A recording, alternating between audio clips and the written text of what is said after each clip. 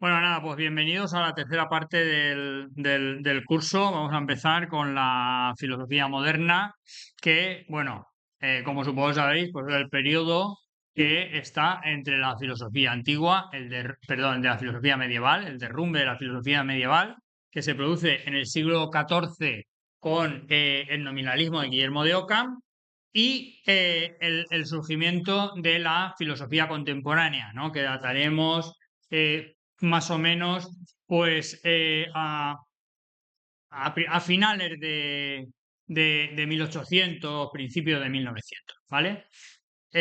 O sea, básicamente casi que en el siglo XX, ¿ok? Bien, la filosofía moderna.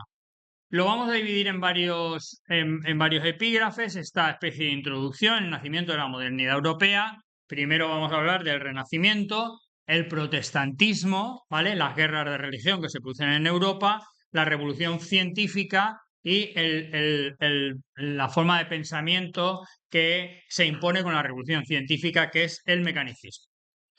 Bien, el nacimiento de la modernidad europea se produce en un periodo de grandes transformaciones, como espero que veamos en esta presentación. Iremos profundizando un poquito más en ello. Grandes transformaciones sociales, políticas, económicas y culturales que marcaron la transición de la Edad Media al mundo moderno.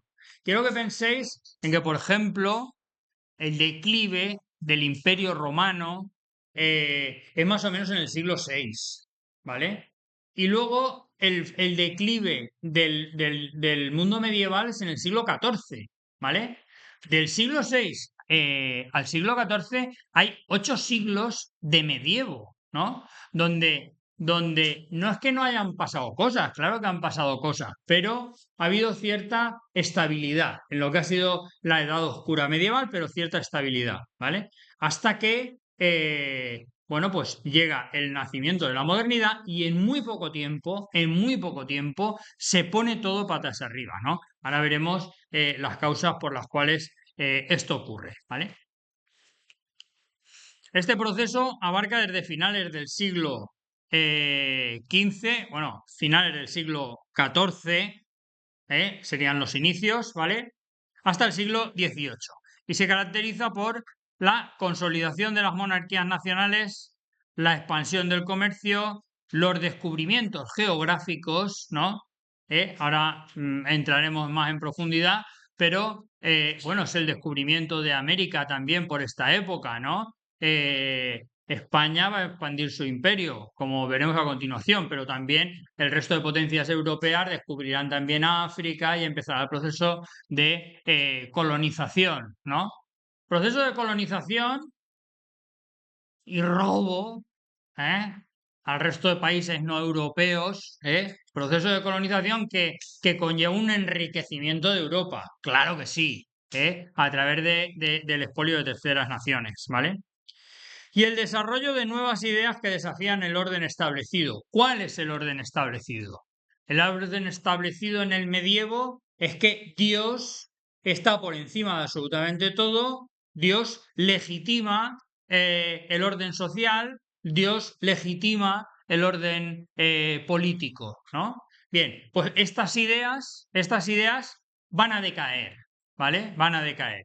Y ahora veremos cómo se va a producir esto. Durante la Edad Media, la vida en Europa estuvo dominada por el feudalismo y la autoridad de la Iglesia. Bien, ¿qué es el feudalismo? El sistema feudal, este en el que está el rey, la nobleza y los vasallos, que coincide casualmente con el papa, el clero y abajo los creyentes, ¿no? Los corderos de Dios. Muy bien, que coincide casualmente con el sistema platónico de la sociedad platónica, el filósofo gobernante, los guardianes y al final los productores, ¿vale? Bien, toda la Edad Media ha estado marcada por esta, de alguna manera, proyección del sistema político platónico, ¿vale? De esta sociedad estamental dividida en tres clases sociales, ¿vale? Bien, poco a poco, pues esto también va a ir erosionándose, como vamos a ver ahora a continuación, ¿no? El poder político se fragmentaba en un sistema de señoríos locales. Señoríos locales. Espero que veamos ahora, a lo largo de esta exposición, que el Estado, que nosotros nos pensamos que el Estado es eterno, ¿vale? Que el Estado ha existido siempre. No, en la Edad Media no existía ningún tipo de Estado, ¿eh? Lo único que existían eran señoríos, reinos, en la península ibérica, porque España no existía, por mucho que se empeñen algunos. En la península ibérica estaba el reino de Granada, el reino de Aragón, el reino de Castilla, ¿vale? Diversos reinos, pero en Francia teníamos lo mismo, en Alemania teníamos lo mismo, ni siquiera existía el alemán en Alemania. Solo había diferentes reinos, ¿no? Con diferentes principillos, ¿vale? En Italia igual, tampoco existía el italiano como lengua, ¿vale? Es decir, estamos viviendo una época donde Europa realmente está dividida en señoríos, ¿vale? Y se le debe pleitesía al señor de la época, ¿vale? Bien, el poder político se fragmentaba en un sistema de señoríos locales, mientras que la Iglesia controlaba la vida intelectual y espiritual. Sin embargo, a partir del siglo XIV, algo pasa en el siglo XIV, ¿vale? Varios factores comenzaron a debilitar esta estructura, ¿vale? El primer factor, que a mí me parece el fundamental, la crisis demográfica, causada ¿por qué? Por la peste. La peste se lleva al 50% de la población europea. En algunas zonas el 33%, en otras zonas, como por ejemplo Barcelona, el 50% de una castaña, ¿vale? Entonces, siempre se le da poca importancia a la peste, ¿no? Como si fuera algo que ocurre y ya está. Dicen, no, no es que ocurra y ya está la peste, ¿eh? La peste es fundamental para entender Europa. ¿Por qué? Porque la Edad Media había estado caracterizada por la escasez. La escasez. Se pasaba hambre, porque las tierras producían poco. No había tierras para todos, ¿sí o no? Y de repente llega la peste y se lleva por delante el 50% de la población. Imaginaos que en Elche, mañana murieran 125.000 personas. Dice, pasado mañana todos a trabajar. Se acabó el paro. Aquí sobran, bueno, casa, problema de vivienda, ¿quién? 2 casas cada uno. ¿Sí o no? ¿Vale? Pues esto fue uno de los efectos de la peste. Justo cuando termina la peste, empieza un periodo de florecimiento económico que permite una acumulación y la aparición de una nueva clase, la burguesía, ¿vale? Que empieza a comerciar. ¿Por qué empieza a comerciar? Porque se ha producido la acumulación. ¿Y por qué se ha producido la acumulación? Porque hay menos gente, literalmente, porque hay menos gente. De hecho, yo esto no diré en público que lo he dicho, bueno, aunque va a estar en internet, pero hay mucha gente que piensa que de vez en cuando hace falta una guerra, precisamente por este motivo, porque una guerra pone la economía en marcha por varios motivos. Elimina población, sí, y además pone la maquinaria a trabajar, ¿vale? Lo digo por la conversación que teníamos antes con Donald Trump, ¿eh? Hay gente que piensa que la guerra es buena, ¿eh? Bien. Entonces, estoy utilizando este lenguaje para que os deis cuenta, estoy utilizando palabras como acumulación, ¿vale? Porque dice, es demasiado arriesgado poner los orígenes del capitalismo en la peste negra. Dices, bueno, del capitalismo no lo tengo claro, pero de la burguesía seguro. Y al final es la burguesía la que produce, la burguesía produce acumulación, industrialización, ¿no? Y la revolución industrial desembocará al final en el capitalismo, ¿vale? Pero todo parte de este momento en el cual hay una concentración de riqueza y de capital, precisamente porque desaparece una parte de la población importante. La peste va a tener va a tener otras consecuencias que vamos a ver hoy, ¿vale? Pero esto es fundamental, ¿vale? La peste negra, las guerras y las revueltas campesinas generaron cambios en la estructura social y económica. ¿Qué cambios? El fundamental. Si antes lo importante era Dios, ¿no? Quien tenía la pasta era el clero, porque tenían las tierras, que era lo que se cultivaba, de repente aparece una nueva clase social que es la que empieza a acumular riqueza, ¿no? Entonces el clero empieza a dejar de tener empieza a dejar de tener poder, ¿no? O importancia, ¿no? En definitiva, porque el rey, cuando quiera hacer una guerra, va a tener que ir a pedir pasta. Y ya no va a ir a pedirle pasta a la iglesia, va a tener que ir a pedirle pasta a la burguesía. Va a ser la burguesía quien financie las batallitas, ¿no? Entonces, quien paga manda, ¿sí o no? ¿Lo entendemos? Vale. La aparición de una economía monetaria y esta expansión del comercio y de las ciudades fomentaron el desarrollo de una nueva clase social, la burguesía. Esta clase emergente, junto con los cambios en las formas de producción y el surgimiento de nuevas instituciones políticas, sentó las bases para una reorganización de la sociedad, más centrada en la burguesía y menos en el clero, como anteriormente. ¿Vale? Bien, segunda causa, o sea, segunda consecuencia de la peste. Os recomiendo, por favor, os recomiendo, yo sé que no me vais a hacer caso, vais a pasar de mí, pero bueno, como soy vuestro profesor preferido, o tampoco, pero os va a sonar en la mente, os va a dar vueltas cuando algún verano queráis leer algo interesante, diréis, ay, Celso dijo, ¿vale? Pues os leéis La peste, de Albert Camus, ¿vale? ¿Qué se cuenta en este libro? Un brote de peste en Argelia, en la ciudad de Orán, ¿vale? Y entonces sellan la ciudad, pero la sellan, ¿eh? Con una valla, ¿eh? Y gente con metralleta al otro lado, ¿vale? De ahí no sale nadie hasta que no pase la peste, ¿ok?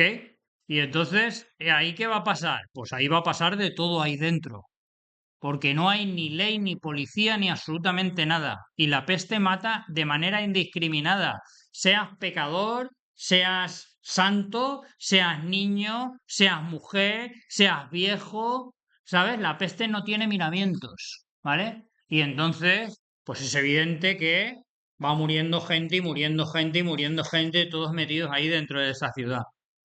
Quiero llamar la atención sobre la participación sobre uno de los protagonistas, que es un cura que va ayudando a la gente, y va ayudando a la gente, y va ayudando a la gente a morir, porque no hay, es que no hay cura, o sea, no, ¿vale?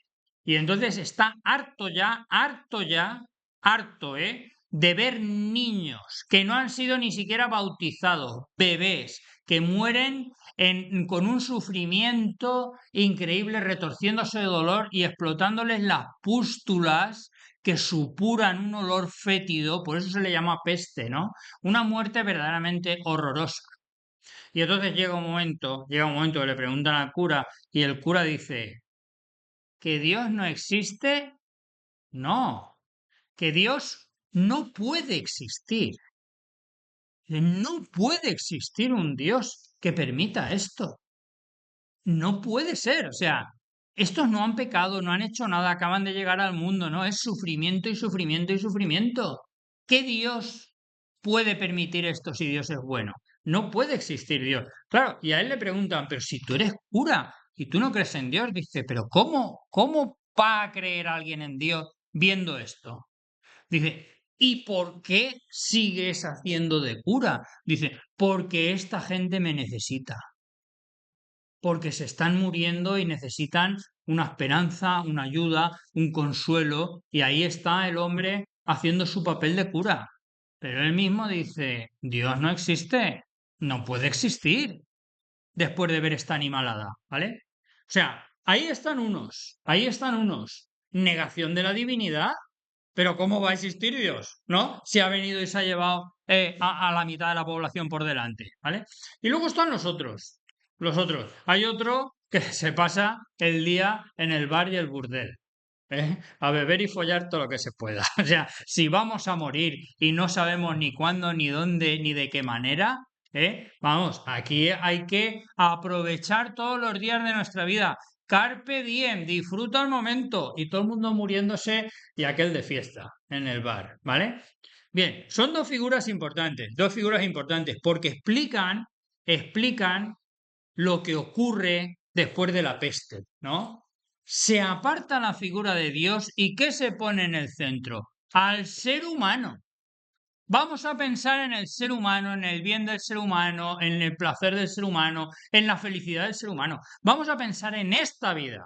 Vamos a dejar de pensar en la otra Y vamos a centrarnos en esta, que en definitiva es lo que ya habían hecho los antiguos griegos y romanos. Epicuro, cuando decía que el fin de la vida era la búsqueda del placer, ¿os acordáis? Ya se pensaba que el ser humano era lo importante. Porque Platón y Sócrates también tenían sus dioses, pero lo importante no eran los dioses, lo importante eran los humanos. Su reflexión era en torno a los humanos, ¿no? Pues lo que va a ocurrir es esto, el humanismo. ¿Qué es el humanismo? Una corriente que empezó ahí y ya está. Es decir, no, el humanismo llega hasta el día de hoy. Somos humanistas. O sea, no hemos vuelto a poner a Dios como ese ente absoluto. No, lo fundamentamos todo a partir de los seres humanos, de nuestra vida, y queremos ser felices en esta vida. O sea, somos todos humanistas. Para nosotros es el ser humano lo que está en el centro de la reflexión, ¿no? Ese humanismo que comienza ahí y que llega hasta nuestros días, ¿vale? Bien, el humanismo, movimiento intelectual surgido en la Italia del siglo XIV, fue clave en este contexto, después de la peste.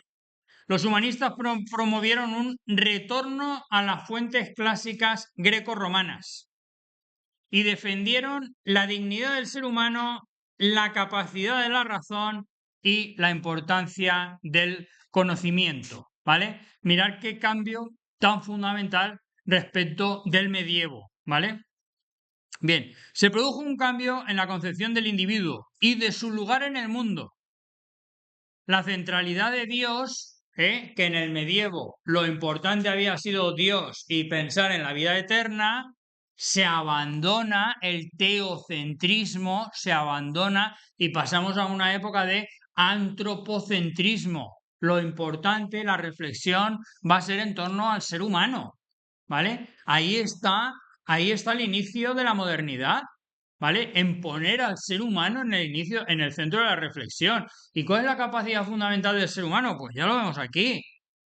La capacidad de su razón, de poder pensar, ¿no?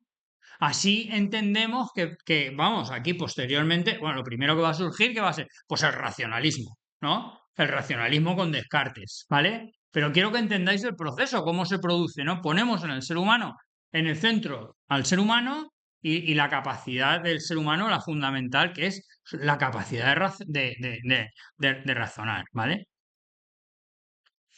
La centralidad de Dios y de la vida eterna, características de la mentalidad medieval, comenzaron a ceder el paso a una visión que situaba al ser humano como centro de interés, promoviendo valores como la autonomía, la creatividad y la búsqueda del conocimiento. Bien, la aparición del Estado moderno. Bien, la aparición del Estado moderno, ¿por qué? Porque antes no había estados, es evidente, ¿no? No había estados modernos, había señoríos. ¿Hasta cuándo? ¿Hasta cuándo? Hasta que hay una persona que dice, se ha acabado esto de los señoríos, lo que hace falta es centralizar el poder en un poder absoluto. ¿Y esta persona quién es? Isabel la Católica. Por eso, no sé si os llama la atención, a mí siempre me la llamó en mi época de estudiante, cuando estudiamos Historia Universal del Mundo, ¿vale? En Historia Universal se estudia a los romanos, a los egipcios, a los griegos, a no sé qué, y llega un momento que se estudia España, única y exclusivamente. ¿Por qué? Porque España es el centro del mundo. España es el centro del mundo. Isabel la Católica genera, o sea, propicia el surgimiento del Estado moderno, entendiendo el Estado como esa unidad jurídico, mismas leyes, política, mismo gobierno y administrativa, ¿vale? Para cobrar impuestos y tal. Unidad jurídico-política administrativa. Definición de Estado moderno, ¿vale? Que crea Isabel la Católica con la fusión de el reino de Granada y el reino de Aragón, ¿vale? A todo esto hay que unir que hay un fulano, un tal Cristóbal Colón, supongo que sonará, del cual los genoveses, vamos, pasan de él, pero olímpicamente. En Italia le pegan una patada en el culo. En Portugal no le hacen ni puñetero caso. Que dice este que se va a ir al fin del mundo, que allí hay no sé qué. ¿Vale? Hasta que llega Isabel la Católica y dice, bueno, total, ¿qué pide? 3 barcos. O sea, tampoco es para tanto, ¿no? Pues venga, tenían poco dinero, se empeñan en la época, pero le ponen los 3 barcos a Cristóbal Colón. Entonces, en España, ahora sí podemos hablar de España, ¿vale? A partir de la unificación de Isabel la Católica, en España se producen dos hechos importantes. Uno, que se concentra el poder en un poder absoluto, y dos, que poco tiempo después empieza a entrar oro en cantidad de industriales, porque de repente vienen de allá de las Américas que han descubierto no sé qué, que el oro de los incas y venga a traer barcos de oro, ¿vale? ¿Y qué hacen con todo ese oro de España? Pues básicamente, esto es una simplificación histórica, lo tengo claro, pero construir barcos, ¿eh? Y se acaba llamando la Armada Invencible. Y con la Armada Invencible, España acaba conquistando desde México por la izquierda hasta Filipinas por la derecha, prácticamente el planeta entero, ¿no? El imperio en el que nunca se pone el sol. Quiero que penséis que este imperio dura desde principios del siglo XVI hasta 1898, que perdemos Cuba y Filipinas. Básicamente son 4 siglos de imperio español. O sea, hace muy poco tiempo que España no es el imperio del mundo, de ciento y algo años, ¿vale? 4 siglos. Lo digo para que alguien se acuerde de Donald Trump, que lleva 4 días, o Estados Unidos, que lleva 50 o 60 años en el mundo, siendo potencia hegemónica, y se ve que no se acuerda qué pasará, pero bueno, vamos a dejarlo estar, ¿vale? Bien, aquí surge el Estado moderno, ¿vale? Surgen los estados. Posteriormente se va a generar el Estado francés, luego el Estado alemán, luego el Estado italiano, ¿vale? Empezarán a generarse diferentes estados. Bien, la aparición del Estado moderno y la consolidación de monarquías nacionales también contribuyeron al surgimiento de esta modernidad. Los reyes centralizaron el poder, reduciendo la influencia de la nobleza feudal y en muchos casos de la propia Iglesia, porque el poder estaba ya concentrado en monarquías. Claro, es esta reducción del poder de la Iglesia lo que también favoreció el surgimiento de la modernidad y de otro tipo de pensamiento que no fuese el eclesiástico. Esta centralización permitió la creación de estructuras políticas y administrativas más eficientes, lo que facilitó la expansión territorial y el control sobre las poblaciones. Bien, quiero decir otra cosa a raíz, antes de que termine la clase, a raíz del surgimiento del Estado moderno. Mirad, nosotros tendemos a pensar que los estados son eternos, ¿no? Pero eso no es verdad. Lo que pasa es que los documentales son todos del siglo XX, ¿no? Y está lleno de estados. Pero estados no ha habido nunca. Estados no ha habido nunca en la historia de la humanidad, ¿vale? Es un invento verdaderamente reciente, ¿eh? Con Isabel la Católica se produce la unificación y la aparición del Estado moderno. Pero quiero que penséis una cosa. El individuo de Matola, el que vive en Matola, dice, ¿tú a qué estado perteneces? Dice, yo soy de Matola. Yo soy de Matola. O sea, ese no tiene televisión, no tiene radio, no tiene periódico, él ni se ha enterado que Isabel la Católica no sabe ni quién es, y que se ha unificado con un tal Fernando. No tiene ni idea, ¿vale? Él de dónde es, de Matola, ¿y qué se siente? Matolero, y ya está, no hay que darle más vueltas, ¿vale? ¿Dónde surge el nacionalismo? ¿Qué es el nacionalismo? Yo soy español, español, español. ¿Eh? Eso, yo me siento español, no de Elche ni de Matola ni tal. Eso surge en 1850. En 1850. Es el surgimiento del nacionalismo. Cuando los españoles empiezan a sentirse españoles, los franceses franceses, los alemanes alemanes. 1850. Acordaros de esto, porque en 1914, perdón, Primera Guerra Mundial. ¿Por qué? Porque Alemania necesita expandirse, porque Francia necesita territorio, porque, ¿sí o no? Primera Guerra Mundial y luego Segunda Guerra Mundial, ¿vale? No estoy diciendo que el origen del mal sea Isabel la Católica, ni mucho menos. Pero en Isabel la Católica aparece el surgimiento del Estado moderno, que en 1850 dará origen a el origen de todos los males. ¿Cuál es? El nacionalismo. El nacionalismo. Que haya estados que para vivir bien quieran conquistar otros estados, otros territorios y tal y cual. Y pensar ahora en Donald Trump, en Groenlandia, en etcétera, etcétera. ¿Vale? Cuando he dicho que efectivamente los seres humanos después de la Segunda Guerra Mundial nos habíamos dotado de herramientas, ¿no?, que se llaman el derecho internacional, ¿no?, que se levanta en el principio más importante, ¿no?, la soberanía de cada uno de los estados. Un estado no puede inferir, no puede tener ninguna injerencia, perdón, en otro estado, ¿vale? Hay que respetar su soberanía. Ese había sido el principio del derecho internacional, ¿vale? Eso es lo que se está cargando Donald Trump. O por decirlo de otra manera, lo voy a decir en términos de política moderna, ¿eh? A lo que Donald Trump está volviendo es al nacionalismo que nos ha llevado a la Primera y a la Segunda Guerra Mundial. Las cosas como son. Y además históricamente es que está claro. No es una interpretación mía. ¿Vale? Bien. Resumiendo, el nacimiento de la modernidad europea, en resumen, fue un proceso marcado por declive del feudalismo, expansión del comercio, auge de la burguesía, aparición del Estado moderno y un cambio radical en la forma de entender tanto al ser humano como su relación sobre el mundo, con el mundo. Antes estaba Dios en el centro de todo y ahora ponemos al ser humano en el centro de todo. El antropocentrismo, ¿ok? Que es lo que marca el inicio de la modernidad. Aún quedan 5 minutos, ¿no? O 10. Bien, empezamos con el Renacimiento. El Renacimiento, renacimiento, es decir, volver a nacer, es decir, ya habías nacido y te has muerto, y ahora vuelves, ¿vale?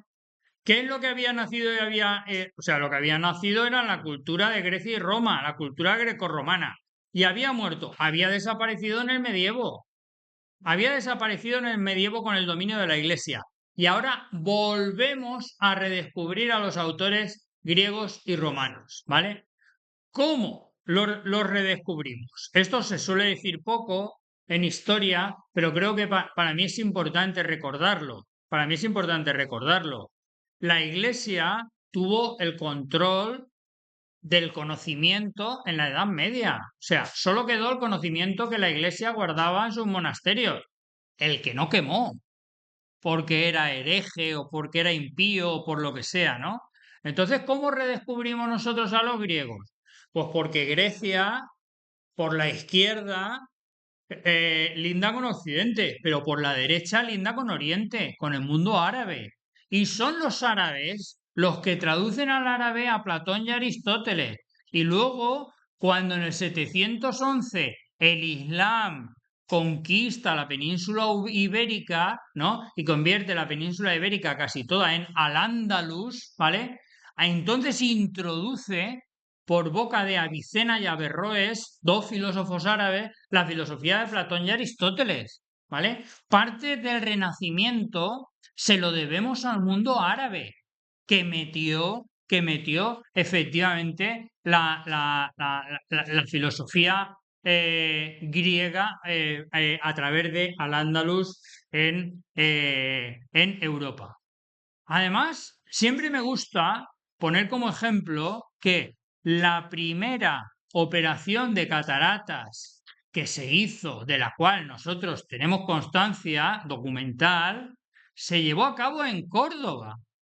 Pensad lo que es una operación de cataratas, ¿eh? Cortar la córnea, levantarla para extraer el cristalino y volver a coser un ojo. O sea, eso se hizo por primera vez en Córdoba, en la Córdoba de Al-Ándalus, que era más importante en la época que París. Lo que pasa es que muchos años posteriores del cristianismo nos han hecho menospreciar la influencia del mundo árabe en nuestra cultura.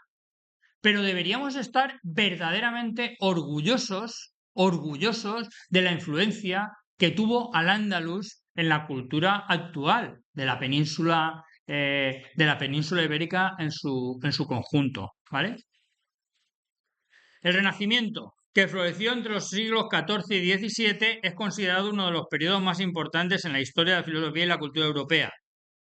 Se caracteriza por un renovado interés en las artes, la ciencia y la filosofía de la antigüedad greco-romana. Los intelectuales renacentistas abogaron por una visión del mundo que enfatizaba la capacidad de la razón humana, racionalismo, capacidad de la razón humana, exploración de la naturaleza, método científico. ¿Sí o no? Lo veis aquí en el Renacimiento ya los orígenes del método científico y la valoración del individuo, ¿vale? Individualismo, que dará origen a la política moderna, de la cual somos herederos como buenos individualistas, ¿eh? Todos los que estamos aquí en el aula. ¿Ok? Bueno, ahora sí lo dejamos para el próximo día. Gracias.